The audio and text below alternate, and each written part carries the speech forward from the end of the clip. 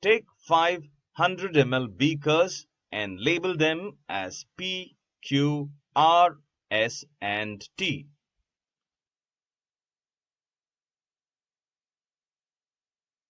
Pour 50 ml of water in each beaker.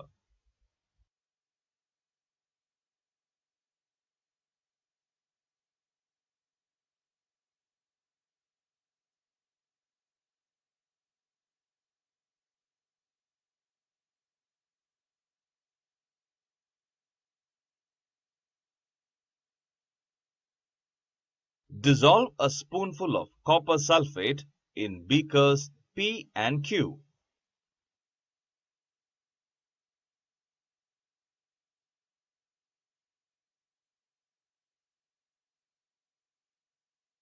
Now, dissolve a spoonful of zinc sulfate, iron sulfate in beakers R, S and T respectively.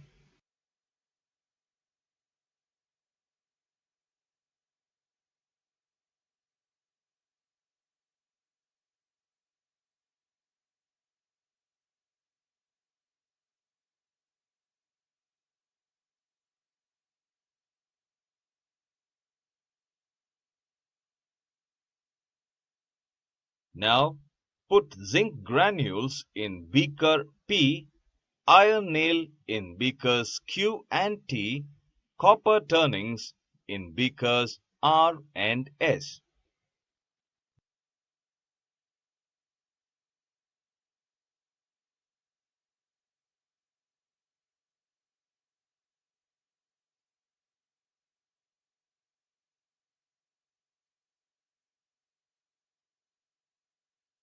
Leave the beakers undisturbed and observe the changes in each beaker.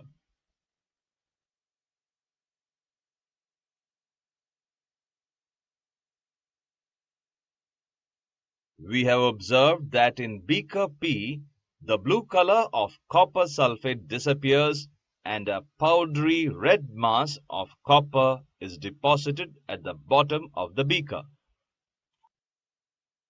We also observed that in beaker Q, red copper is found in the bottom of the beaker and on the nail, leaving light green iron sulfate solution.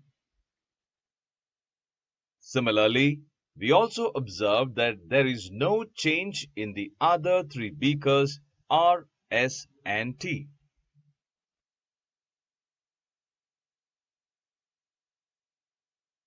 We learned that in beaker P, zinc Zn displaces copper Cu from copper sulfate CuSO4, giving rise to colorless zinc sulfate ZnSO4.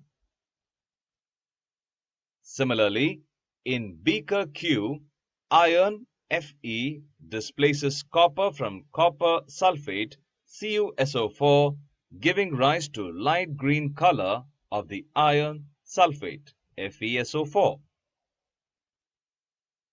Since we do not see any change in the other three beakers R, S and T, we can learn that copper is unable to displace zinc from zinc sulfate in beaker R.